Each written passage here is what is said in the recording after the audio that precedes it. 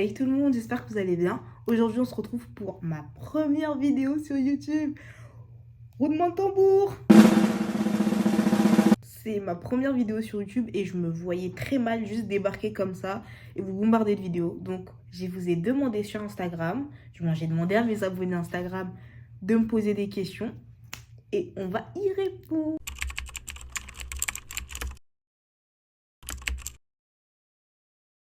On va tout de suite commencer avec la première question qui est « Présente-toi ». Je vais faire une présentation brève, mais concise. Je m'appelle Alphonsine, aka Alpha. J'ai 19 ans, bientôt 20. Je mesure 1m60. Je suis fan d'art. J'aime écrire. J'aime chanter. J'aime danser. J'aime faire beaucoup trop de choses. Mais vous allez apprendre à me connaître très rapidement. Et s'il y a un truc qui choque quand on me parle, c'est qu'en fait, je suis quelqu'un qui aime énormément les tueurs en série. Quand je dis que j'aime les tueurs en série, c'est pas que j'aime leurs actions. J'aime bien étudier la psychologie du tueur. Je trouve ça tellement intéressant et tellement enrichissant. J'aime aussi regarder des documentaires sur les prostituées, sur leurs conditions de vie, etc. Que ce soit les prostituées maintenant ou les prostituées, par exemple, du Londres d'il y a peut-être 200-300 ans. C'est vraiment des sujets qui me passionnent, qui m'intéressent énormément. Et avant. On va passer à la deuxième question qui est quel conseil donnerais-tu à quelqu'un qui entre dans la vie d'adulte, 18 ans? Je pense que le conseil que je pourrais donner, ce serait de ne pas stresser. Parce que généralement, quand on a 18 ans, c'est le moment où tout change pour nous. On rentre à la fac, on change peut-être d'environnement, on change d'amis, on change de manière de penser aussi. Et je pense que il ne faut pas stresser, il faut se dire que ça va aller, que si les autres sont passés avant nous, c'est que ça va le faire. Il ne faut pas non plus se dire que ça va être tout beau, tout rose et que quand tu rentres dans la vie d'adulte, ça veut dire que tu es libre et que non. C'est synonyme de liberté, mais c'est aussi synonyme de responsabilité. Donc, faites attention à vous, ne faites pas n'importe quoi et soyez vous-même. C'est tout ce que je peux dire. I'm a star! A great big shining star! On va essayer de répondre à la troisième question qui est quelle est ta motivation au quotidien? Je pense que ma motivation au quotidien, c'est le Seigneur. Parce que, pour ceux qui ne savent pas, du coup, je suis chrétienne. Parce que je pense que si on regarde le monde qui nous entoure, il n'y a pas de motivation. En vrai. Qu'est-ce qui va te motiver dans ce monde? La Terre, elle est en train de mourir. Politiquement parlant, rien ne va. On n'a pas vraiment cette espérance-là. Et cette espérance-là, cette espérance de vivre, cette espérance, en fait, d'avancer, c'est vraiment le Seigneur qui me la donne. Donc, je pense que ma source de motivation au quotidien, je pense que c'est le Seigneur. Et je suis reconnaissante pour ça. Only God can do.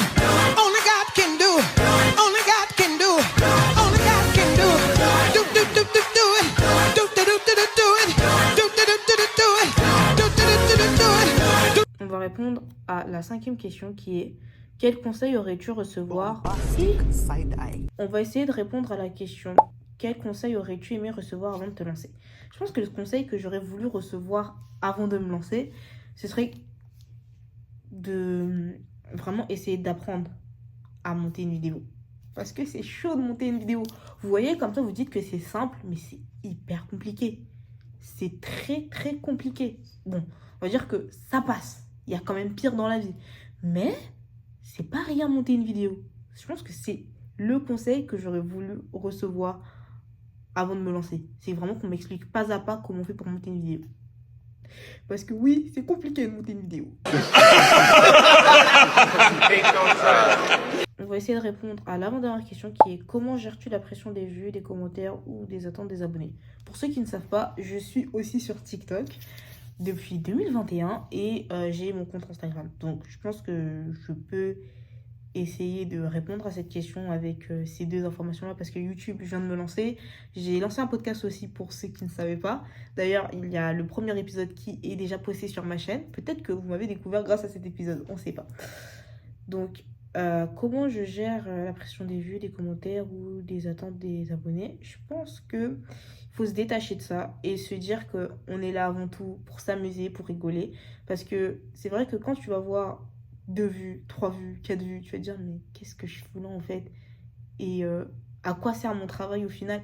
Alors qu'au final, on est là pour s'amuser, pour partager des valeurs. Peut-être que il y aura que 10 vues, peut-être qu'il y aura que 10 personnes qui vont voir cette vidéo. Mais peut-être que ce que je vais dire, ça va impacter d'une manière ou d'une autre certaines personnes et qu'elles vont se dire, mais en fait, ouais, cette meuf a raison. Donc, en vrai, je pense qu'il ne faut pas négliger son impact.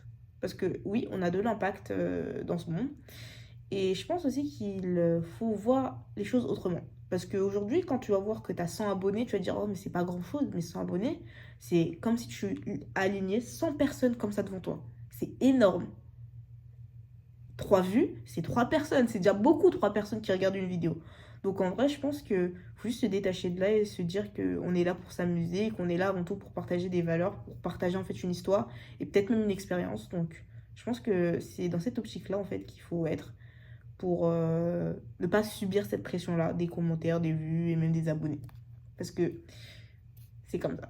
On va répondre à la dernière question qui est comment restes-tu authentique malgré les tendances ou les comparaisons? Je pense que c'est quelque chose qui est compliqué, surtout dans notre monde, dans un monde qui est très faux, que ce soit par le comportement des gens, par rapport au physique des gens, parce qu'avec la chirurgie esthétique, toutes ces dérives et son explosion, je pense que c'est compliqué d'être une personne authentique, même dans sa manière de penser, parce qu'on a peur d'être cancel, on a peur de ce que les autres vont penser, on a peur de penser différemment.